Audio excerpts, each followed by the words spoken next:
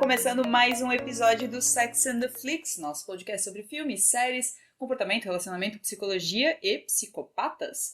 Eu sou Luciana aqui, jornalista responsável pelo cinema, estou aqui com a psicóloga, sexóloga Caroline Brinning. Tudo Olá. bom, Carol? Tudo bem. E aí, vamos fazer umas psicopatias hoje? Eu espero que não. Vamos falar a respeito só, porque né? se a gente fizer, agora a gente já tem cúmplices, né? Exato. Então eu acho que é a melhor ideia. Então, a gente vai fazer mais um episódio daquele formato Mitos e Verdades, que a gente já percebeu que vocês gostam bastante. Vocês podem não dizer, mas a gente vê nos plays. Então, a gente resolveu falar sobre psicopatas hoje, porque tem muita gente que fala de psicopata, tá bem popular hoje em dia séries e documentários na Netflix sobre serial killer, coisa assim, e o pessoal geralmente mistura uma coisa com a outra. Então eu e Carol vamos desvendar algumas coisas, algumas talvez vão continuar na dúvida, né, porque não... Enfim, quando a gente fala de comportamento humano e psicologia, tá tudo sempre muito, né, tênue, subjetivo, são muitas variáveis, né? Mas enfim, até para começar, a gente nem vai falar de alguma afirmação, mitos e verdades, mas vamos falar de definições. Porque muito se confunde de psicopata, sociopata, comportamento antissocial. Tem diferença? É tudo a mesma coisa? Carol, o que define cada uma? O diagnóstico oficial é transtorno de personalidade antissocial, né? O psicopata, sociopata são palavras que não são consideradas efetivamente diagnóstico, né? Mas se popularizou. As pessoas, a gente depois que começou a aprender nome de diagnóstico psiquiátrico e com a internet, a gente tem uma necessidade e uma vontadezinha de classificar todo mundo, né? Uhum. Se tu pisou na bola comigo, às vezes tu pra mim não é só tóxico, tu é um psicopata. Ah, né? sim, aham. A gente aumenta e exagera algumas coisas do transtorno. Então, a diferença das três palavras, não existe um consenso. O transtorno clínico é transtorno de personalidade antissocial. E aí tem alguns estudos e alguns pesquisadores que dizem assim, o sociopata é o cara mais errático, é o cara que é mais propenso à raiva, é o cara que tem mais dificuldade social. O psicopata é o cara que é mais camuflado, que consegue ser mais frio nas suas, né? Você desconfia menos, ele é o cara mais contido, que consegue ter mais sucesso social. Só que isso é controverso, não existe um consenso nisso aí. Então começa pela classificação. A gente, no final das contas, cada um escolhe o que quer chamar, né? Sim, Porque o antissocial a gente também associa muito a quem tem timidez ou a quem tem dificuldade. Que é mais introvertido, às vezes, que também exatamente. não é um termo correto, né? Não é um termo correto. Mas o transtorno se chama transtorno de personalidade antissocial. Ocorre em 1% da população e a gente não sabe exatamente porquê, mas a maioria são homens. Né? Tem algumas teorias... já tentou se usar a teoria sociocultural, tipo assim, países mais pobres, não sei o quê, mas a gente sabe que isso não é verdade.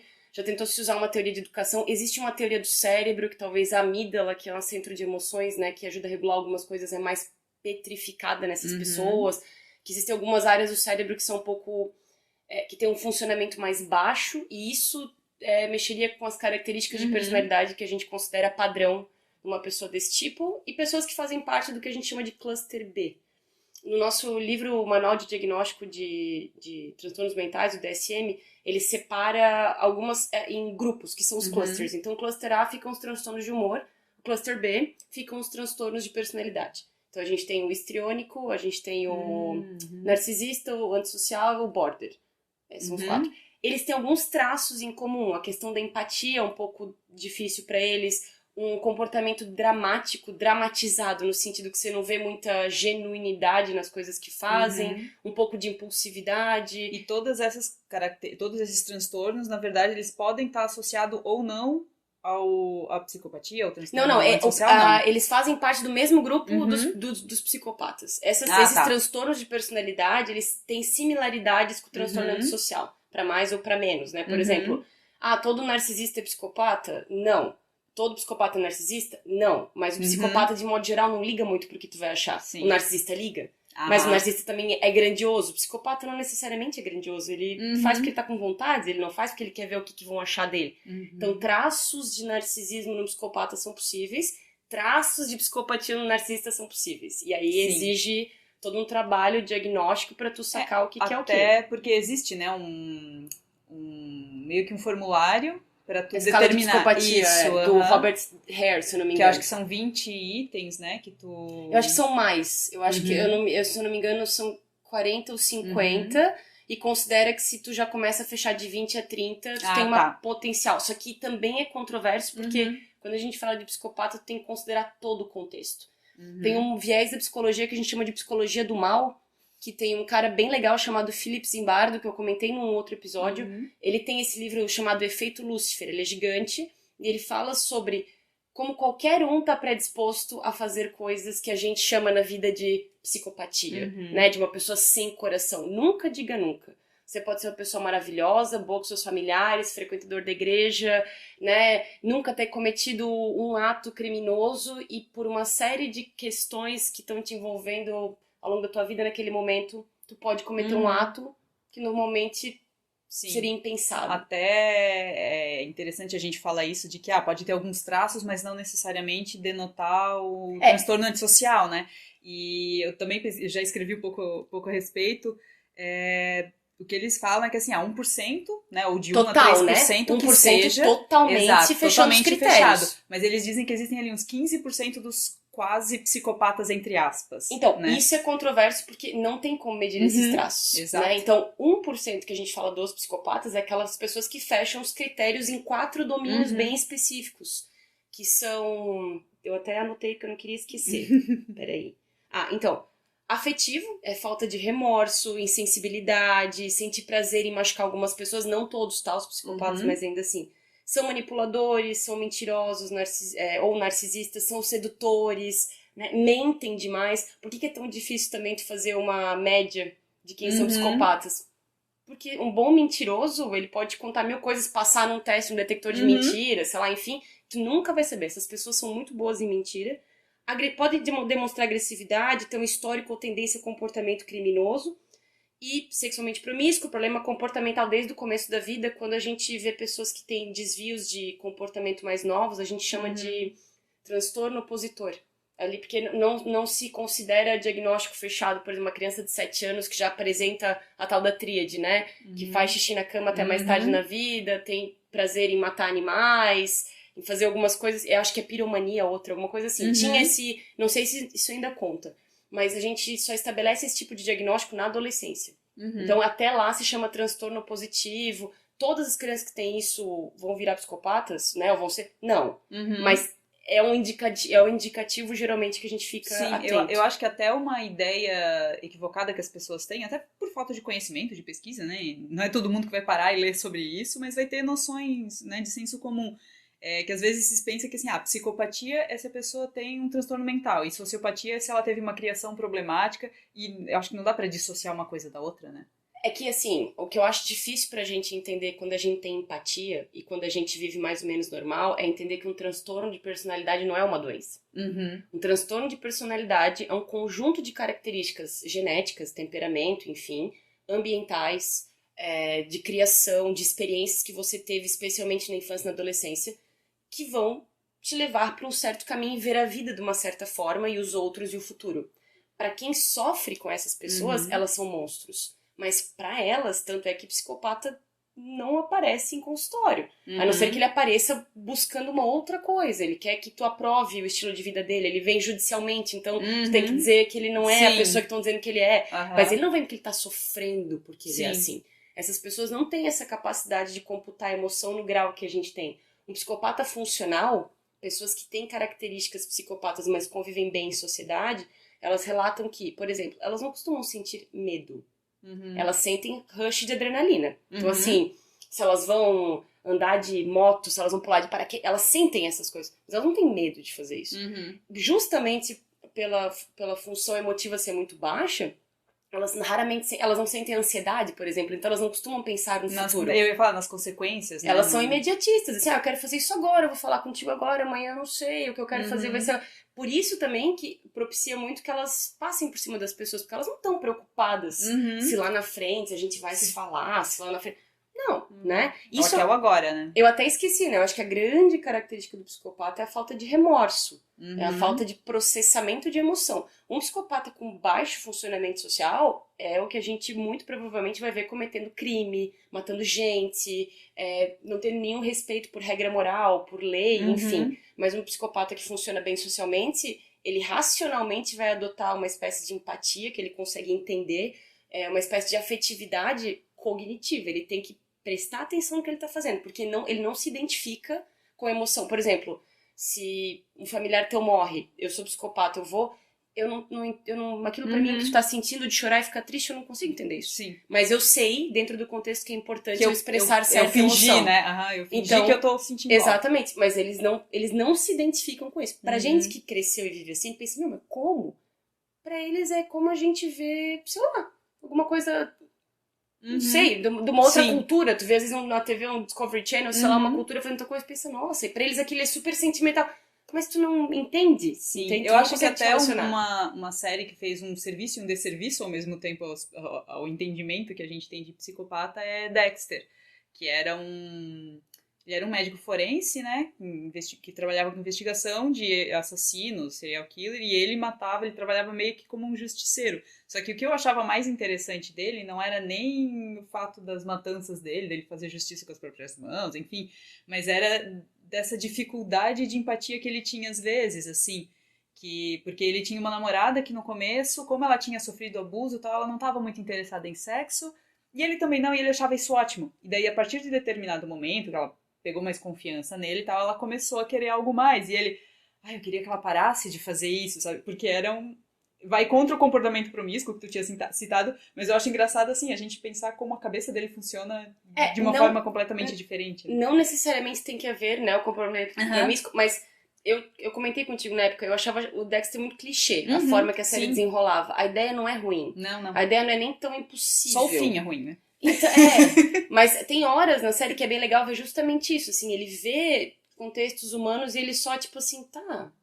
Né? Por que tu não para? Por que tu não faz? Porque whatever, né? A vinculação dessas pessoas com pessoas que não têm essas características é inexistente, ou é artificial e é um treino constante, ou tem um ganho secundário manipulador, maquiavélico, assim, eu tô contigo porque tem uma... Só que muito comumente, quando você convive com essas pessoas um tempo, tu começa a sentir que tem uma peça faltando. Tu não sabe dizer o que é, tu não sabe dizer... Tu fica até preocupado com o teu julgamento. Se tu é uma pessoa que tem muita empatia, tu pensa, não, deve ser coisa da minha cabeça. Que nem aquele filme do Ted Bundy, que o Zac Efron faz, tá na Netflix, que o nome é muito difícil.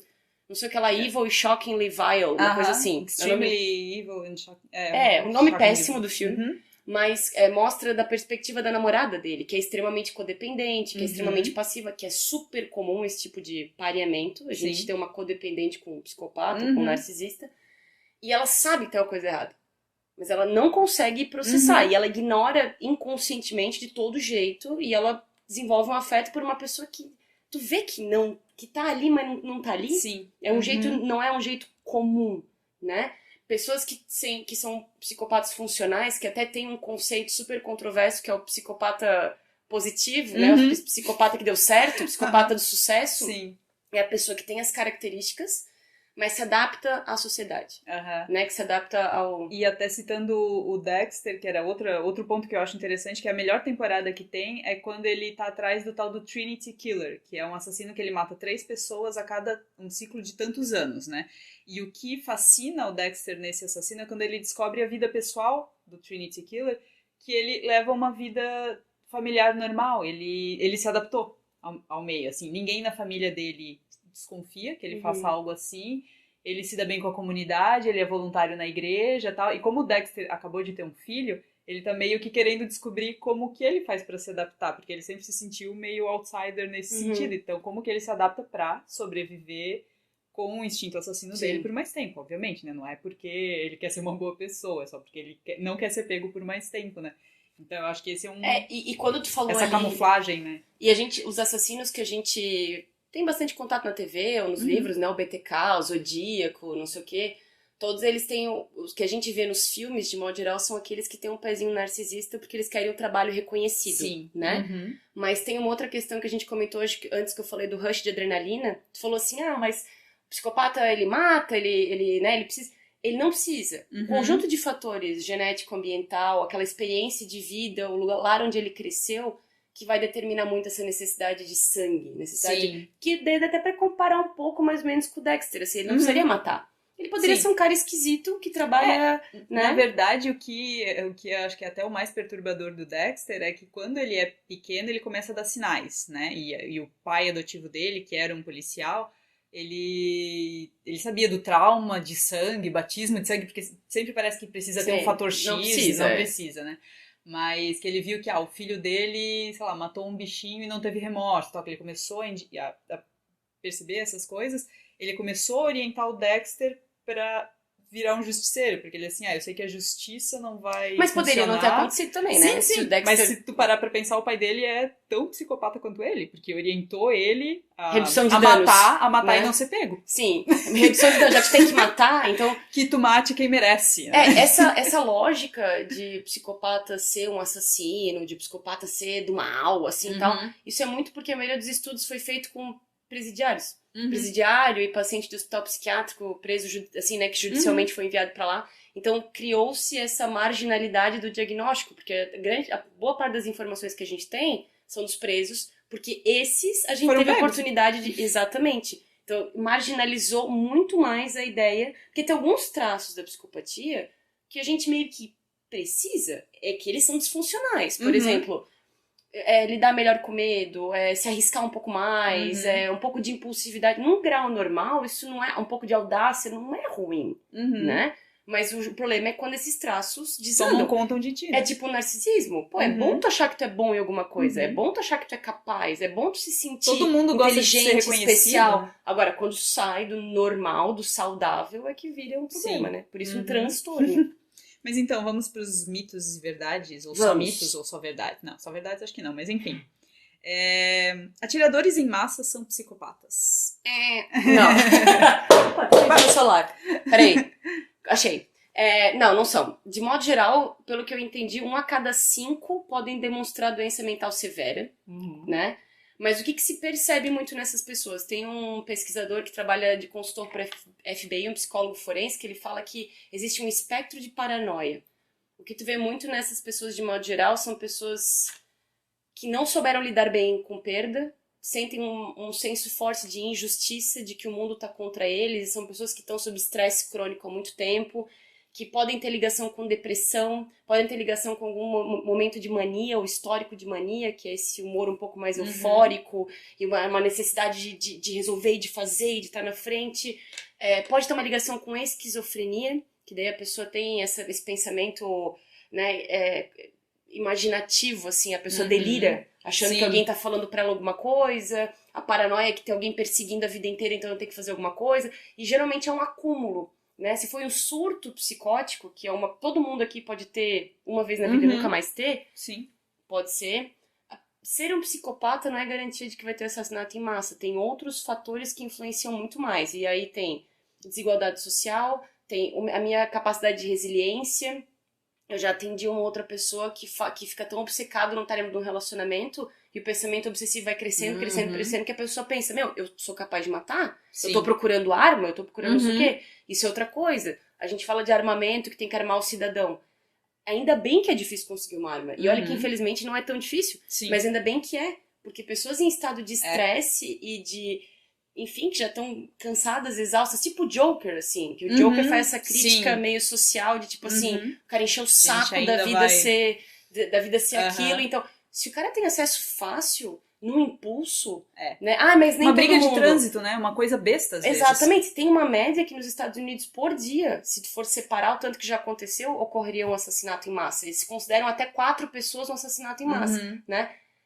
E, inclusive por causa da facilidade de armamento. A gente não pode contar com o teste psicológico, porque o teste psicológico é agora. Daqui a 6 meses tu perdeu alguém, tu perdeu o emprego, tua casa caiu, e aí? Tu nunca vai saber, né? Exatamente. Então, de modo geral, assassinos em massa não precisam ser psicopatas, eles podem ter traços, eles podem fazer por impulso, tanto que quase a metade ou se mata, ou é morto, né? Né? E quando ele é preso, ele tem justificativas, porque ele passou um tempo pensando naquilo. O pensamento que vinha como uma ideia foi se consolidando, foi virando obsessivo, que começou a virar um impulso, que é o que muitos psicopatas falam. De repente, algo tomou conta de mim. O fator X, Muito difícil que seja isso. Para um psicopata, isso é uma coisa, como a gente falou, um transtorno de personalidade. É como tu vê a vida. A chave não virou ontem. Se ela virou ontem, tem outras coisas acontecendo. Não, e eu acho que até uma das obras, né, mais o filme que ficou mais popular, mais o livro é sensacional, que talvez associou essa ideia de psicopatia a assassinato em massa, é o Precisamos Falar sobre o Kevin, porque acompanha a infância do menino aos olhos da mãe e tal, que ela já percebia que tinha algo errado ali, que ele machucou a irmã e nunca se deixou ser pego, vamos dizer, né? Tipo, sempre tinha alguma coisa pra cobertar e que tecnicamente ele planejou o assassinato em massa na escola, ele encomendou as coisas pra trancar o ginásio. E ele tinha vários traços ali que a gente fala, falta de remorso, problemas com a mãe, que, né, não, a gente não vai falar que é com a mãe, mas é do ambiente, né, alguma coisa ali no ambiente. Ele tinha o reforço do pai, ele era muito protegido pelo pai, então Sim. a falta de consequência estava ali também. Mas eu acho que como ficou popularizada essa ideia do Kevin, que ele sempre teve um problema e um dia, assim, não é todo mundo, né? Não é todo assassino em massa que... E assim como não é todo assassino que cresceu num lar ruim, Exato. Né? Se eu não me engano, até uma parte da história do Ted Bundy é um pouco assim, porque o Ted Bundy não necessariamente cresceu num lar ruim, a mãe era super ele só não sabia que a mãe dele era a mãe dele, né? Ele foi criado por um tempo achando que a mãe era irmã. Pode ser que isso tenha sido um gatilho, porque era uma época ainda que, né, a mãe solteira era muito mal visto, pode não ter sido, mas ele teoricamente teve uma boa criação, foi pra faculdade. Né? Exatamente. Que também não quer dizer nada. Não quer dizer né? nada, que também às vezes se associa a sucesso. A sucesso, né?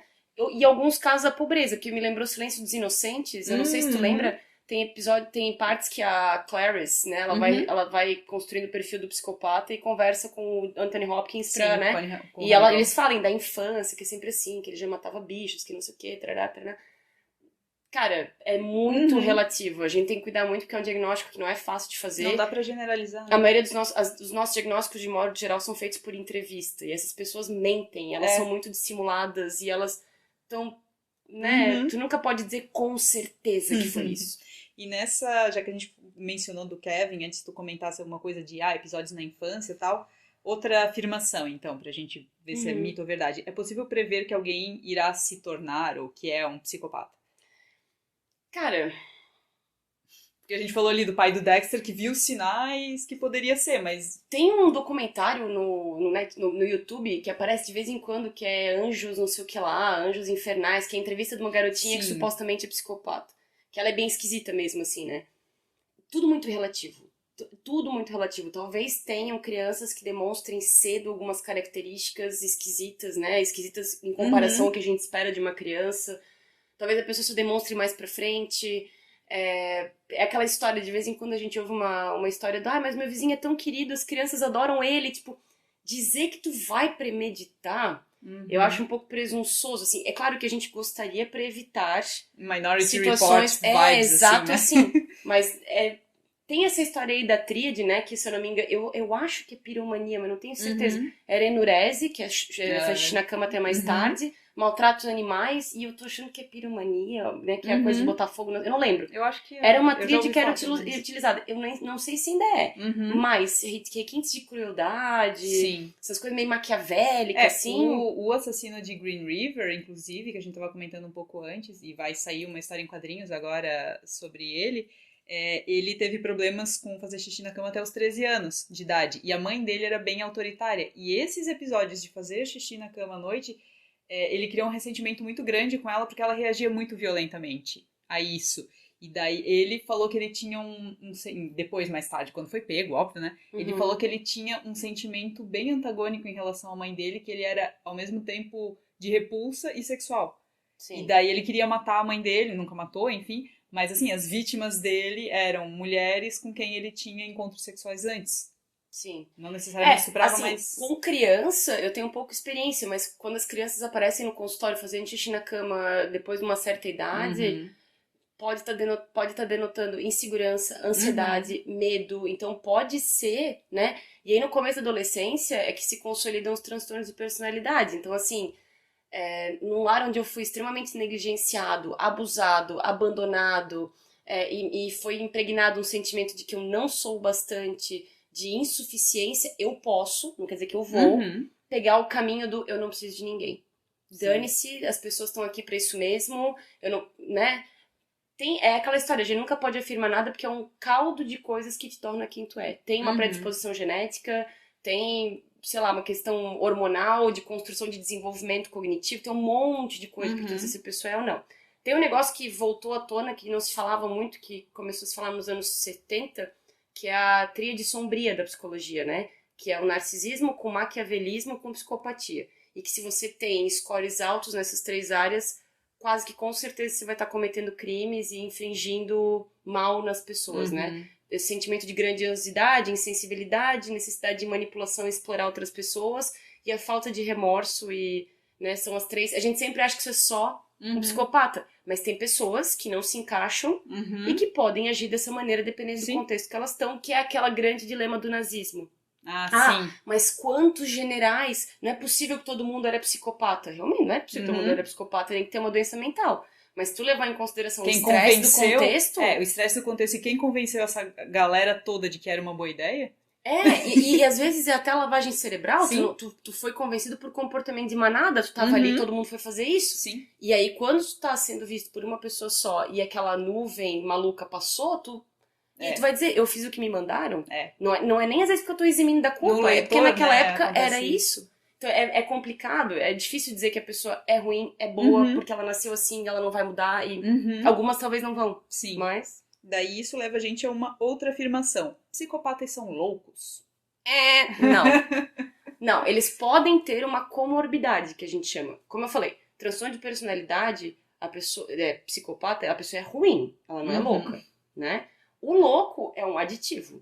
Então, por exemplo, a pessoa pode ser psicopata, ela pode ter algumas características psicóticas, de imaginar coisa, de ouvir coisa, mania de perseguição, paranoia. Inclusive, tem um serial killer bem conhecido, que é o Jeffrey Dahmer. Eu dei uma estudadinha nele. Que era canibal, né? Ele praticava canibalismo, ele praticava necrofilia também, e ele foi comprovado depois, né, enfim, comprovado nos testes, de que ele era borderline, ele era esquizotípico e ele era psicótico. Então junta tudo isso... Exatamente, aí vai dar o que dá. Então não é uma característica só. Normalmente os psicopatas, é o friso importante, a questão deles com a emoção é esquisita. Ou não tem nenhuma, ou tem muito pouco, e eles não têm ferramenta pra administrar aquilo, eles não conseguem. Aquilo pra eles não significa nada. Então essa é a grande característica. Agora, requintes de crueldade, mania de perseguição, paranoia, motivação, né? Que nem aquela Andrea Yates, tu lembra? Aquela mãe que falou que era uma aranha que dizia pra ela que ela tinha que matar as crianças, que ela afogou todas uma de cada vez. Não era o Son of Saul? Que o filho de Saul, que falava que o Son of Sam? Son of Sam, isso, não era Saul. Que o diabo, né? Que o diabo é que agia por ele. Só que ali que tá, o Son of Sam existe uma controvérsia porque as pessoas não sabem se ele escolheu essa história porque essa história ia livrar ele do rolê, ou se ele realmente tinha essas questões, porque os psicopatas, tipo assim, o psicopata que é um pouco mais inteirado, ele vai querer um álibi se ele for pego, né? A culpa nunca é dele, assim como o narcisista nunca é culpado também, enfim. E se ele for admitir é porque tem um ganho secundário. Sim. Né? Ou ele só vai admitir quando ele vê que absolutamente não tem saída. E daí ele chora, a culpa não é dele, alguém forçou ele a fazer, enfim. E daí leva a gente a essa terceirização de culpa, né? O tal do fator X. Eu acabei de ler recentemente o livro sobre o BTK, que ele fala... Eu acho que é ele que chamou isso, né? Eu acho que sim. Não existe esse... Ele fala que... Mas assim, só pra contextualizar o que é o fator X, porque o Dennis Rader, ele não tinha nenhum indício. A única coisa que, assim, claro, depois que souberam, as pessoas falaram que, eu achava ele meio esquisito. Mas antes talvez não achava, realmente, né? Mas falava que ele tinha um senso de humor estranho, que ele não ria das mesmas coisas. Mas ele era meio sádico, lembra aquela história do cachorro? Que ele torturou a vizinha lá com o cachorro? Sim, que ele matou o cachorro da vizinha. Não, você não recorreu no prazo, né? Uma coisa assim. E daí Mas ele falou que, não, eu não tive um lar de abuso, né? Ele era classe média, ele era escoteiro, diretor da paróquia, né? Ele era o bom, né? O American Way of Life, e o vizinho que todo mundo quer, teoricamente, né? E daí, quando questionado, né? Porque todo mundo tenta buscar um porquê. Mas por que tu matava mulheres? Por que tu matou famílias? Por que tu matou crianças, né? E daí ele fala, não sei, tem algum fator X, aconteceu alguma coisa ali que virava a minha chave e eu precisava fazer isso. E daí, esse fator X... Então, eu imagino, primeiro porque na época eu acho que os estudos sobre isso não estavam muito avançados. Tanto é que, na época, foi um desespero pra tentar pegar o cara e entender. Eu imagino que muitas das perguntas, por que tu matou tua família? Porque vem da nossa necessidade emocional. Sim. A gente não consegue processar alguém, esquartejar uma pessoa, ou transar com uma pessoa morta, a gente não consegue conceber isso. Essas pessoas não têm esse fator emocional. Então, quando tu pergunta, elas falam, sei lá, me deu vontade. Que é o rush de adrenalina. que muito provavelmente é canalizado dentro da tua história de vida. É como eu falei, talvez ele realmente não saiba, talvez seja inconsciente pra ele numa terapia que ele tivesse disposto, ele ia saber. Mas é aquela história, basta um evento pra mudar a tua vida inteira. É a mesma coisa, os feitiços sexuais, os objetos que tu tem, que não é uma doença necessariamente, né? O feitiço não é mais uma doença. Mas por que tu gosta mais de pé do que gosta de, sei lá, entende? Alguma coisa na tua história de vida te encaminhou pra aquilo ali, entende? Da tua preferência. Da mais ok pra mais maluca. E eu acho que nessa terceirização de culpa, um filme que eu considero que faz um baita desserviço enfim, a psicopatas, a sociedade de forma geral é Coringa. O Coringa do eu sei que é impopular essa opinião, gente. Exato, mas assim, mas inclusive eu li opiniões de psicólogos e psiquiatras que acham que faz um baita desserviço porque parece que tu tá querendo achar um monte de justificativa pra maldade. Porque, ele perdeu o emprego, ele apanhou no metrô, a mãe dele, ele parou de tomar os remédios, a mãe dele tinha um caso com o Thomas Wayne, então talvez ele fosse filho... Parece que tentaram achar todas as desculpas pra dizer, não, ele só não tinha como sair dessa ele só é mal por causa disso. O que vai um pouco ao encontro da justificativa do próprio Coringa naquela HQ do Alan Moore, a Piada Mortal. Porque ele tem a teoria de que basta um dia ruim pra uma pessoa se tornar uma vilã, né? Que ele fala que foi o dia lá que ele foi trabalhar no assalto porque precisava de dinheiro, a mulher dele morreu, aconteceu tudo naquele dia. E ele tenta fazer um dia terrível pro comissário Gordon, né? E não acontece isso, o comissário Gordon não se corrompe por causa de um dia ruim. Assim, eu sei que é uma opinião impopular, eu vi uns pedaços do filme e eu não tive saco, porque é o tipo de narrativa que eu penso, eu já vi antes. Parece que é só passar pano. A gente tem que parar de romantizar, tipo, o Dia de Cão. O Dia de Cão é um filme que eu acho muito massa. Sim. Que ele explode, mas ele não matou ninguém. O Dia de Cão, Dia de Fúria. O Dia de Fúria, o Dia de Cão é o do Al Pacino do assalto no banco. Isso. Mas o Dia de Fúria, ele só enche o saco porque tu vê aquilo acumulando. As coisas vão dando errado. Tanto que aquela cena que até o Foo Fighters copia depois no clipe Walk, do The Walk. Walk. Isso, exato. Que ele copia. Cara, tu sente aquele calor de verão, o cara preso no tráfico, suando, tu tá de saco cheio, já tá atrasado, todo mundo já passou por isso. Quantos de nós saímos do carro batendo em pessoas porque, né? Porém, a gente tá em 2021. As pessoas estão mais individualistas. Então. A gente vive um momento muito estranho de pandemia. A gente vive um momento muito estranho de polarização política e cultura de cancelamento. Põe tudo falta de isso... empatia geral, Falta né? de empatia. A dificuldade que as pessoas têm com resiliência. Essa positividade tóxica do demônio que todo mundo tem que estar bem o tempo inteiro. Cara, isso é uma panela de pressão. Sim. Algumas pessoas, dentro da estrutura delas, tanto de ambiente genético, histórico... A gente tem nada contra a religião, mas existem religiões neoevangélicas que pregam certas coisas e condicionam certas crenças que te tornam mais sensível à realidade. Tem um monte de coisa que vai construindo. Muito difícil a pessoa ter um snap do nada, assim, tá bem, daqui a pouco ela... Isso é um surto psicótico, no máximo.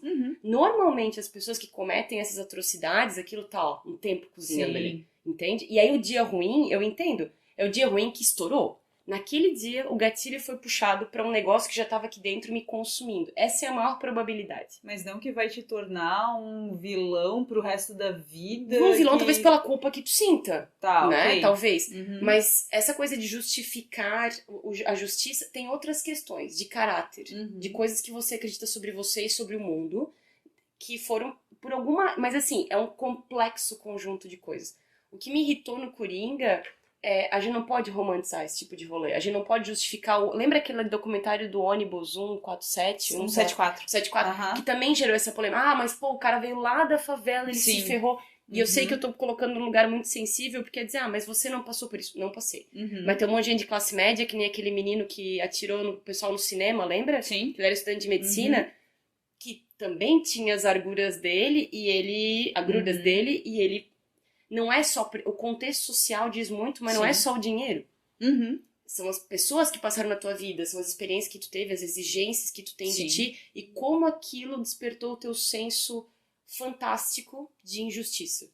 Que geralmente costuma ser o movimento, que costuma ser o que tá cozinhando ali. A injustiça, tu começa a ver que tu só perde, a guria te rejeitou, o cara te botou pra fora de casa, a escola tu reprovou, o trabalho tu não fica em um trabalho, ou tu fracassou no teu negócio. Tu começa a achar que aquilo é pessoal. Sim. E tu busca uma vingança daquilo ali. E às vezes, quando tu faz, tu se toca do que tu fez. E aí rola um suicídio. Ou tu admite a culpa e vai preso. E tu tem que ficar lidando com aquilo.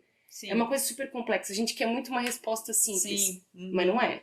Mas também ficar buscando justificativa pra tudo e terceirizando responsabilidade. Cara, tem várias. Acho que se a gente. Até mesmo os filmes de super-heróis, se for ver, tipo, Thanos, né? No, que eles Vários a gente tem que vilões, né? acabar com isso pra poder ter um planeta melhor. Aham. Geralmente essas motivações, tu vê que é uma criança sensível que foi Sim. injustiçada e agora que é adulto quer se vingar. É uma raiva. Até fugindo até um pouco do tema de psicopata, entrando sobre vilões de forma geral, que a gente ainda acho que vai falar a respeito no episódio. Não vejo a hora. Sim. Essa onda da Disney agora, de tipo, querer justificar os vilões, né? Que teve o filme da Malévola, explicando por que ela amaldiçoou a Bela Adormecida, e agora vai ter o da Cruella também. O que justifica alguém querer matar um monte de cachorrinho pra fazer um casaco, né? Sei lá. Eu acho que, na verdade, existe alguma parada, em algum momento do teu desenvolvimento emocional, tu travou. Porque se tu for pensar, a raiva é uma emoção secundária. A raiva é o efeito de uma necessidade não atendida. Por mais que tu não entenda direito Sim, qual sim. é, a raiva é uma reação secundária, uma necessidade não atendida, que muito provavelmente já veio lá de trás. Que às vezes é uma coisa, e os teus pais nem foram diretamente culpados. Sim. É como aquilo bateu em ti. E se tu não consegue encontrar forma sozinho na vida de resolver e atender as tuas necessidades, uma das coisas que você provavelmente vai fazer é culpar o universo por não ter sido Sim. atendido de uma maneira. Especialmente porque a tua forma de lidar com o mundo é imaturo. Tu fica Sim. bravo, tu explode, tu quebra coisa, tu dá murro em parede, tu machuca pessoas, tu emburra, tu vai me demitir? Não, eu me demito. Isso, se tu for ver, é coisa que criança faz. Sim. E a gente reage desse jeito porque a gente não tem ferramenta melhor, porque a gente não sabe perder, porque a gente não entende que um dia ruim é 24 horas, amanhã tem outro dia. Exato. Né? Então, Aquele negócio de explodir como se não houvesse amanhã, mas houve. Exatamente. E eu não tô dizendo assim, ó, então é isso, então beleza. Então se as pessoas entenderem, elas mudam. Não, porque se eu encontrar uma pessoa que tem isso muito preso nela, ela vai me dar 1000 justificativas pra não largar a mão dessa sensação. E às vezes ela vê o mundo assim. Por isso que não, né, é complicado. É complicado. Outra afirmação. Todos os assassinos são psicopatas. Não. Eu acho que entra bem porque quando a gente começou a estudar psicopata, a gente começou na cadeia, né? Mas... Sim, exatamente. É por causa, eu acho que, dessa marginalização e porque a gente parte do princípio que pra uma pessoa matar outra, ela tem que ser fria. É verdade. E não, tem muito crime passional, tem muito crime motivado por impulso, essas pessoas não têm nem antecedente criminal, elas são ótimas. Mas por conta de, cara, um emprego, um amor, geralmente tu vê emprego e amor são as duas coisas, assim, que pegam mais pras pessoas, né?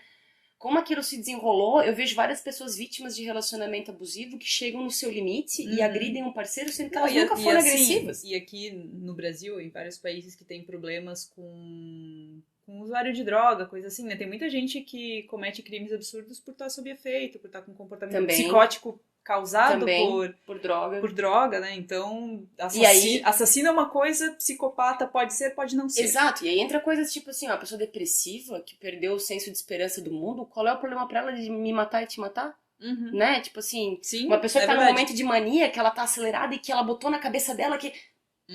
Então é um monte de coisas, né?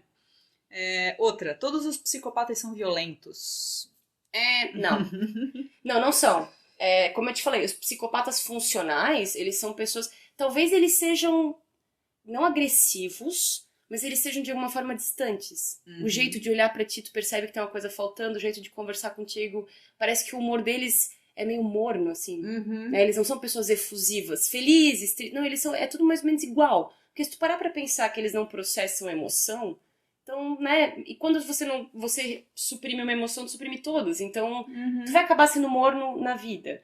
A violência é um componente da adrenalina, de outras coisas. Né? Não, a adrenalina tu pode, por exemplo, eles podem talvez assumir mais risco. Aquele cara que eu te falei que criou a escala de psicopatia, ele disse que se ele não fosse estudar psicopata no presídio, ele estudaria no mercado de ações. Porque as pessoas têm que ter audácia, elas têm que não ter medo de assumir risco, elas têm que ter socialmente uma postura que as pessoas tenham admiração, grandiosidade, um senso de aventura. E isso da adrenalina, apostar, ver se tu vai conseguir, se tu não vai, mexer com altas quantias de dinheiro e tal. E aí que tá, tem um grau administrável saudável e tem um cara que passa por cima de todo mundo e não tá nem aí. Sim. E daí eu acho que a gente até volta por causa do Ted Bundy, né? O Ted Bundy, se tu perguntar pra que era a namorada dele naquela época, até pra própria Anne Rule, que escreveu livros sobre ele, né? Que trabalhou com ele como voluntário no CVV. Pois é. Pra você ver, né? Um serial killer que tava na linha pra evitar suicídio. ela mesma fala assim que ele tinha um comportamento que tu nunca imaginava, porque ele era super educado, super tranquilo e tal, mas se tu for ler, se tu for ver os casos dos assassinatos dele, que eram Bizarros. que crescentemente mais violentos, né? Então é bem aquele negócio, é o impulso, aquilo ali, não quer dizer que eles vão ser violentos. E é o rush de adrenalina de ser pego, ele não vai ser pego, de fazer o que ele quer no tempo que ele quer, a curiosidade de ver até onde mais ele consegue. A motivação com a adrenalina vai também formando as curiosidades individuais de cada um. Então, à medida que ele... Eu sempre brinco que é a história do bolo de chocolate, quando tu tá numa dieta. Tu comeu um pedaço, tu entra, sobe na balança e não deu nada? Meu, por que não? Por que não comer mais um? Exatamente. É uma lógica similar de tu matei essa pessoa e ninguém pegou? Meu, que máximo. Quando é que eu vou fazer de novo? Foi tão bom, eu preciso... Sim. E aí aquilo vai, né? É a mesma história da obsessão do assassino em massa. É um pensamento, que daqui a pouco eu penso todo dia, que vira obsessivo, que daqui a pouco eu preciso colocar aquilo em prática. Agora que tu comentasse até de mercado de ações e tal, né, que a gente já entendeu que nem todo psicopata é criminoso, às vezes a psicopatia dele tá em coisas do dia a dia que não são encaixadas em crime, inclusive, né. Ou até são, mas é muito pequeno. E daí ou é só assim, não tá no Código Penal, mas é eticamente questionável, moralmente questionável, né.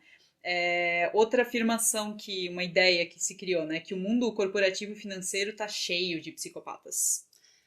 Então, né, é que existem, essas pessoas em tese, elas procurariam nichos específicos, né, cirurgião, CEO de coisas, advogado, gente que mexe com lei, com ordem, com poder, mas isso é uma especulação, tá? Na isso verdade, eu já tive que escrever a respeito, então eu tive que dar uma pesquisada. Essa ideia de que o mundo corporativo tá cheio de psicopatas ficou muito forte com a ideia do psicopata americano, que é o livro do Bret Easton Ellis, que virou filme, né, ali nos anos 2000, e porque se tinha essa ideia muito nos anos 80, né, dos lobos de Wall Street, inclusive o Lobo de Wall Street é outro filme, Wall Street, que são os caras que estão mexendo com o dinheiro das outras pessoas e sabem que elas vão se ferrar e não tem remorso nenhum, né, o Lobo de Wall Street, o começo da empresa dele era bem isso, ele pegava dinheiro de quem já não tinha, sabendo que ele estava ferrando aquelas pessoas. E olha só, não é um assassino, né? Mas é um psicopata, que ele fez fortunas com isso. Mas é que tá, tem pessoas, por exemplo, que no impulso e na hora que elas vão fazendo, não quer dizer que elas não sentem nada, é que elas estão bem distanciadas. Sim. Tipo, eu pego o dinheiro, tá funcionando, vai, daqui a pouco eu posso ter uma crise de consciência, né? Sim. Por isso que a gente vê um índice muito alto de pessoas que consomem substâncias. Se tu pensar que o consumo de substância altera a tua consciência, eu não sei até onde que tu não consome pra tapar um buraco de alguma coisa. Pode ser, talvez pro pouco de remorso, porque tu quer continuar fazendo parte daquilo ali, porque o ganho é legal. Então dizer que é uma coisa de psicopata é uma especulação. Mas por que a gente especula? Porque o psicopata tem essa tendência a ser ousado. Ele não tá preocupado com consequência, então ele se arrisca mesmo, ele pega o teu dinheiro, ele te promete, se não der, pois não deu. Então, e o livro Psicopata Americano, se tu lê, ele tem realmente muitos traços de psicopatia. É melhor e pior. Foi um livro que eu tive que botar na geladeira. É muito melhor que o filme. Muito mais completo, tu entende melhor e dá muito mais a cara do psicopata. Certo. De várias coisas que tu falasse aqui, de que o senso de humor dele é diferente, que ele acha que todo mundo é meio burro, que... Ninguém é melhor que ele. Só que assim, daí o livro deixa muito mais ambígua a questão dos crimes, que são absurdos, né? Que ele comete. Ele cometeu ou ele não cometeu? Era só um surto psicótico que ele imaginou aquilo tudo, né? Enfim, na verdade, no mercado financeiro, eles estimam que existam, a gente falou de 15% de quase psicopatas, eles estimam que deve existir uns 10% de quase psicopatas. E hoje em dia, essas características de psicopatia no mundo corporativo, principalmente, porque dizem, né, que diretores de grandes empresas são tudo psicopata, não sei mais o que, eles são vistos como maus investidores. No mercado financeiro, porque os investimentos são muito voláteis, como eles se arriscam demais, não é sempre que dá certo, então nem todo mundo quer arriscar com eles, e no ambiente corporativo eles não estão se sobressaindo mais tanto, até pela mudança comportamental que a gente espera das pessoas, porque geralmente esses psicopatas, ou que tem traços, né, não são psicopatas, são os quase psicopatas, né, eles praticam muito bullying no ambiente de trabalho. E quando tu pratica bullying, os teus subordinados não se sentem à vontade para dar ideias criativas e levar a equipe à frente. Então esse tipo de líder não tá mais sendo muito bem visto no mundo corporativo em dia, né? Mas aí eu vou fazer uma ressalva. Ele não precisa necessariamente ser psicopata, porque se tu parar... Não, são os quase psicopatas, né? Os comportamentos associados à psicopatia. O que tu vê bastante em líder que faz bullying é uma característica inerente de insegurança. O cara, pra ser alguma coisa na empresa, ele tem que te botar medo. Sim. Né? Aquela lógica meio marxista do opressor e do oprimido... Isso permeia quase todos os locais de trabalho, ainda mais essa galera que é feroz, assim, que é número grande, é porque aí é que tá, antigamente isso era muito bem visto no ambiente de trabalho. Hoje em dia, é um líder tóxico, as pessoas estão falando mais sobre isso. Né? Mas o que tu veja, porque assim, ó, o psicopata, se ele tem um pezinho no sadismo, ele gosta de te, né, de manipular. Sim, Mas se ele não tem, ele não, nem é bullying, tu pode dizer, ele só é assim, ele nem tá muito isso, tá mal ou não tá. Se ele é um líder narcisistão, e aí a gente chama de narcisista perverso, que é o cara que tem um pezinho na psicopatia, ele gosta de te colocar, ele gosta porque aquilo infla o ego dele, te vê baixando a guarda e ele tendo esse poder e esse controle. A maioria dos psicopatas de verdade, eles meio que não ligam muito. Agora, sim... Mas eu acho que eles, hoje em dia, cada vez mais, eles não vão ter tanto ambiente pra crescer, eu acho. Eu acho que a não ser que eles vai. Porque eles mentem muito bem, né? Porque tu pensa assim, passei pela mão de um psicopata de uma vez, agora eu sei como é que é. Não, né? Tu tá predisposto. E qualquer pessoa, isso é muito importante, que é a mesma pira dos narcisistas. Mas eu sou assim, o cara me abusou de mim porque eu sou muito ingênua, codependente. Cara, não. Qualquer pessoa é passível de ser enganada, enrolada, presa por uma pessoa com essas características, sabe? A gente não tem... Eles são mentirosos, é o que eles sabem fazer, né? Então não dá pra dizer que isso nunca vai acontecer contigo ou que vai ter menos espaço. Eu até acho, tem uns estudos que falam agora que a cultura do narcisismo tá crescendo por causa do individualismo. Nós somos mais individuais, mais tela de celular, de computador, então nossas ferramentas pessoais também talvez vão ficar mais pobres. Não sei se isso vai acarretar em mais transtorno de personalidade, entende? Perigoso. E ao mesmo tempo as empresas têm mais ferramentas para detectar possíveis psicopatas, possíveis quase psicopatas, né? Porque a gente já falou de algumas características que eles podem identificar, assim, eu até li uma matéria da Harvard Business Review, que eles listam, assim, algumas características, eles não dizem que o teu funcionário é psicopata se ele faz isso, mas fica de olho. Tipo, se ele mente muito e às vezes por motivo que não precisava estar mentindo. Se ele faz coisas moralmente questionáveis para ganho próprio. Se ele não mostra remorso. Se ele é muito tagarela ou muito... como se estivesse atuando, assim, né? Tipo, tá sempre criando uma história para ele ter álibi, né? Exato, assim. Então, alguns pontos que... O que também não é garantia, tá? Não, porque claro existe um tipo de... Eu vou usar o narcisista porque o psicopata também fez isso. Que é o narcisista encoberto... que ele é um cara mega reservado, ele fala pouco, ele tem uma coisa meio de soberba, assim, mas o caminho dele é diferente. A grandiosidade dele é ele com ele mesmo. Eu acho que o próprio Dennis Rader, lá o BTK, era mais ou menos assim, porque ele era meio low profile na comunidade. Low profile, mas ao mesmo tempo, quando ele era profile, ele tinha aquela coisa do altruísmo. Ele trabalha na igreja, ele é líder escoteiro, tem todo um cuidado com a imagem. E isso é uma coisa que é digna de psicopata. A pessoa constrói uma imagem super cuidadosa. Sim. Outra afirmação que se fala bastante: psicopatas têm inteligência acima da média. Eu ia dizer isso agora, eu ia linkar, eu só não lembrava se essa era a ordem da pergunta. Não.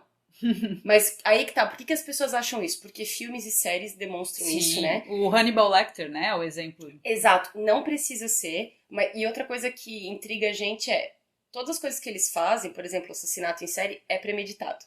Então a pessoa pensa, mas o cara tem que ser muito esperto. Não, é que ele tinha uma motivação, é que nem alguém que tem TDAH e tem hiperfoco. A pessoa pode ficar horas numa coisa e ser super metódico naquilo e ser péssimo em outras áreas. Até porque, assim, o que a gente vai considerar inteligência, né? Porque se fala muito da época da inteligência medida pelo QI. Hoje em dia a gente sabe que inteligência emocional, né? Outras coisas contam tanto quanto. Mas tu sabe também que até a inteligência emocional tem o seu lado sombrio, que é coisas que psicopatas usam, que é, carisma não funciona tão bem porque eles não têm esse chip. Sim. Mas eles sabem quais coisas eles têm que conseguir. Tanto que a gente vê resultados de sucesso muito maior em gente carismática e querida e sedutora e que presta atenção em ti do que só o cara ser bom com número, por exemplo. Sim, exato, né? E até só um fun fact que surgiu na pesquisa, o assassino de Green River, falaram que o QI dele era baixíssimo também, então nem só de QI se faz... Não, o Night Stalker era um cara esquisito, o Gacy, eu não lembro se ele era um cara esquisito. Também, o BTK também não era um cara surpreendente. Não. O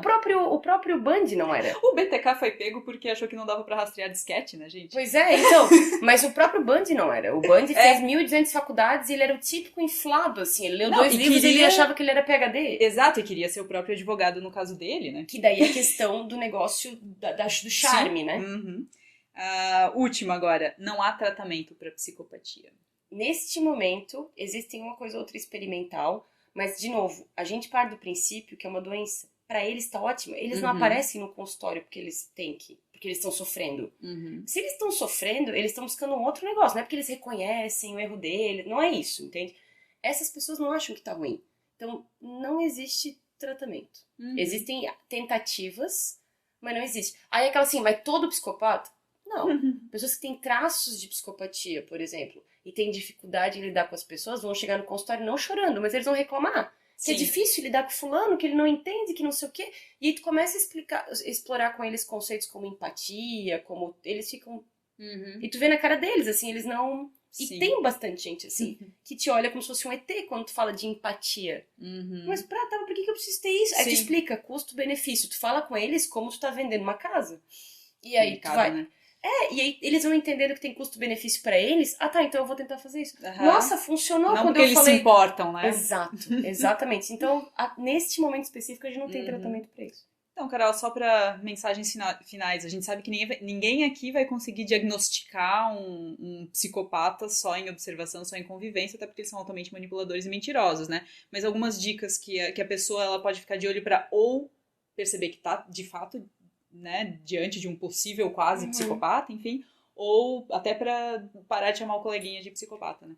A melhor dica que eu tenho pra dar é escute sua intuição. A gente sempre sente quando tem uma peça faltando numa pessoa, mas por causa da nossa empatia ou da nossa insegurança ou da nossa necessidade de ser legal, de agradar, de ser aprovado, a gente ignora. Mas a tua intuição sempre te dá um certo desconforto, uma desconfiança. Eu sempre falo, é a sensação de uma peça faltando. Tu não sabe o que é, mas tem alguma coisa... not quite right com aquela pessoa. Tem alguma coisa que tá off, não sei. Presta atenção na tua intuição. Geralmente a gente acerta. E aí o que a gente faz quando a gente saca? A gente vai lentamente se afastando. E a segunda sugestão é, deixa a pessoa ser como ela é. Tenta interferir pouco. Tenta dizer pouco o que ela tem que fazer, ou opinar demais, ou falar muito o que você acha. Deixa ela fazer. Você vai ver que existe um padrão no jeito de se comunicar, de falar muito dela, ou de nunca falar dela, e sempre querer emular o que os outros estão falando, né? Meio que imitar. Eu diria que são essas as coisas pra ficar ligado. E à medida que você for sentindo a vontade, ok, mas escuta a intuição. Legal, então. Carol, suas redes pra quem quiser conhecer um pouco mais do teu trabalho. Me procura no Instagram, @CarolineBruni. Lá também tem o link pros meus vídeos no YouTube. E de vez em quando rola live lá, só aparecer e trocar ideia. E a parte de filmes e séries, a gente citou vários hoje, né? No cinema, cinema.com.br, no Instagram, cinema.blog. Quem quiser seguir a gente no Instagram, caso ainda não esteja seguindo, a gente tá lá no nosso segundo perfil, porque o primeiro foi excluído. Mark Zuckerberg, psicopata. Né? Achei, não gostei. @podcastsatf. A gente fica por aqui, até semana que vem. Tchau, tchau. Tchau!